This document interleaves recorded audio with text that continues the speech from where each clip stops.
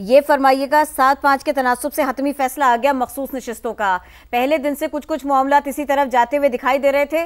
آپ کیا کہیں گے آج کے فیصلے کے بارے میں؟ آپ کیا کہیں گے پھر اب اس کے بعد میں پی ٹی آئی کے لیے کیا رہ جاتا ہے آگے؟ بالکل حتمی معاملہ ہو چکا ہے.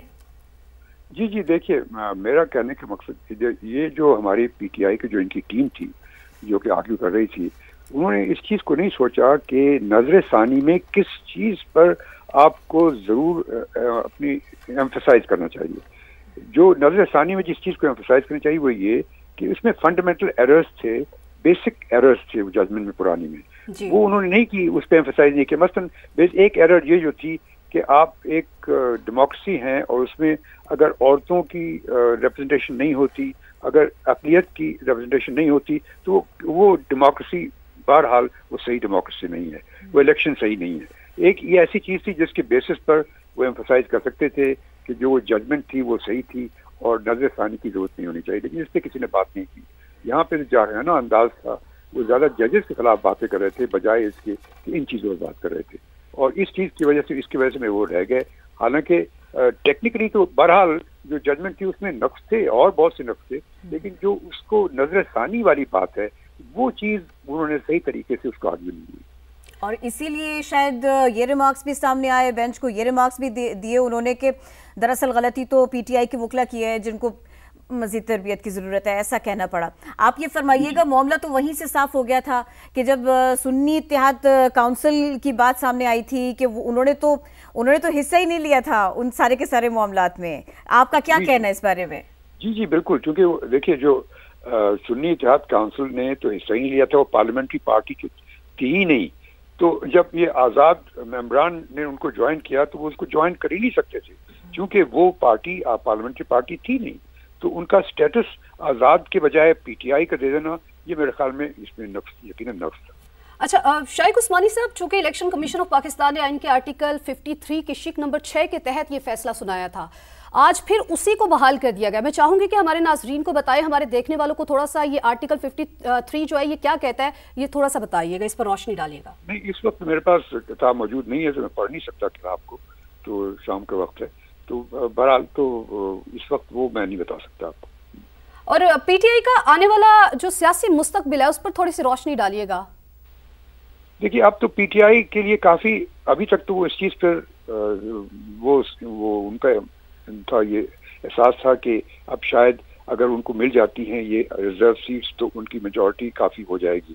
لیکن اب چونکہ یہ معاملہ ختم ہو گیا تو میرے خیال میں پی ٹی آئی کا جو سٹیٹس ہے ایز این اپوزیشن پارٹی وہ کافی حد تک اس میں کمی آ گئی ہے، اور دوسری پارٹیز یقیناً اس سے گین کریں گی، اور پی ٹی آئی کے لیے آئندہ میرے خیال میں کافی مشکلات سامنے نظر آ رہی ہیں. لیکن ایک ایگزامپل سب کے لیے، پارٹی کے اندر الیکشنز بھی کرائیں، مخصوص نشستوں تک معاملات کو الجھاتے ہوئے نہ لے کر جائیں، قانون کو پراپرلی فالو کریں، جس طرح سے جرا کی جاتی ہے اس طرح کریں. آپ سمجھتے ہیں کہ یہ بات بالکل اس میں کوئی ابہام ہونا ہی نہیں چاہیے، اب تو اور زیادہ کلیئرٹی آ گئی، آپ ایسا سمجھتے ہیں؟ جی دیکھیے، جس سے میں نے کہا نا کہ دیکھیے وکیلوں کو کبھی سیاسی نہیں بننا چاہیے، کبھی ان کو جو پولیٹیکل ان کے فیلنگز ہیں یا ان کے آئیڈیاز ہیں ان کو اپنی آرگومنٹس میں نہیں لانا چاہیے.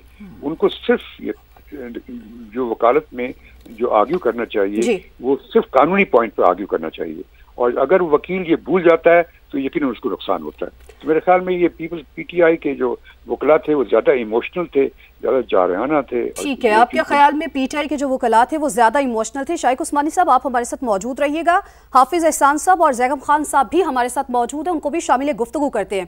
حافظ احسان صاحب سب سے پہلے آپ کی طرف آئیں گے، آپ کہیے گا کہ آج جو فیصلہ سنایا گیا ہے اگر ہم اس سارے پروسیس کو دیکھیں تو آپ کو کہاں پر لیگ دکھائی دیتا ہے؟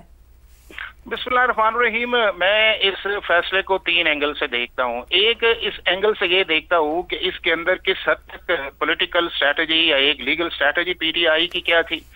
دوسرا میں اس اینگل سے دیکھتا ہوں کہ آپ نے جس پروسیس کو اڈاپٹ کیا اس کے اندر کانسٹیٹیوشنل اسکیم کیا تھی. اور تیسرا یہ ہے کہ جب آپ اس کانٹروورسی کو الیکشن کمیشن آف پاکستان یا ہائی کورٹ یا سپریم کورٹ کے اندر لے کے گئے تو آپ کا کیس کیا تھا. تو فرسٹ یہ ہے کہ بنیادی طور پہ میں سمجھتا ہوں کہ پی ٹی آئی نے ایز اے پولیٹیکل پارٹی بہت بڑا بلنڈر کیا کہ جب کانسٹیٹیوشنل اسکیم آرٹیکل 51 یا آرٹیکل 106 یا سیکشن 104 یا اس کے بعد آپ کا رول 94 بڑا کلیئر تھا کہ صرف وہی वही पॉलिटिकल पार्टी जो है वो उसको इंडिपेंडेंट कैंडिडेट ज्वाइन कर सकते हैं जिसने इलेक्शन सिंबल के तौर पे इलेक्शन लड़ा हो या उसकी किसी भी असेंबली के अंदर प्रेजेंस हो। अब ये प्रेजेंस एसआईसी की थी नहीं। अब एसआईसी की जब प्रेजेंस नहीं थी, कॉन्स्टिट्यूशनल स्कीम बड़ी वाजे थी, तो किस शख्स ने ऐसी एडवाइस की कि आप इस कॉन्स्टिट्यूशनल स्कीम को डेविएट करें और आप अपने जो इंडिपेंडेंट 80 के करीब कैंडिडेट्स हैं उनको कहें कि आप एससीसी को ज्वाइन करें, जो आज तक ऐसा नहीं हुआ। जब से हमारी रिजर्व सीट जनरल मुशर्रफ दौर के अंदर आई है, कभी भी कोई ऐसी पॉलिटिकल पार्टी जो आउटसाइड असेंबली हो उसको रिजर्व सीट्स कभी मिली नहीं है। और फिर उसके बाद हुआ ये है कि जब आप उस केस को इलेक्शन कमीशन के पास लेके गए तो आपका एक रटा रटाया जवाब ये था कि जी एसआईसी को मिलनी चाहिए। वहां नहीं हुआ। पेशावर हाई कोर्ट आपकी एक विंडो शॉपिंग थी कि आप समझते थे कि पेशावर हाई कोर्ट बड़ा न्यूट्रल और इंडिपेंडेंट है और वहां से भी एक कॉन्स्टिट्यूशनल फैसला आया 5-0 से। उसके बाद जब उसको सुप्रीम कोर्ट लेके आया गया और उसके अंदर भी पीटीआई ने आज तक रिव्यू के अंदर भी ये नहीं कहा कि हमें पार्टी दी। जब आपको सुप्रीम कोर्ट ने अपनी शॉर्ट ऑर्डर या डिटेल के अंदर कह दिया और उसके बाद रिव्यू फाइल हुआ तो आप अपनी प्लीडमेंट्स तो देते। आप वहां पे कहते जी हम एंटाइटल हैं। आपने सिर्फ एक इंटरवीनर की एप्लीकेशन दी और उसके बाद जो है आपने सिर्फ ये छोड़ दिया कि अदालत फैसला क्या किया है जो 12 जुलाई और 23 सितंबर का था। बुनियादी तौर पे मैं समझता हूं कि 12 जुलाई या 23 सितंबर का जो फैसला था वो एक पॉपुलर पॉलिटिकल फैसला तो हो सकता है, लेकिन वो कॉन्स्टिट्यूशन, आइन या लॉ के मुताबिक नहीं था।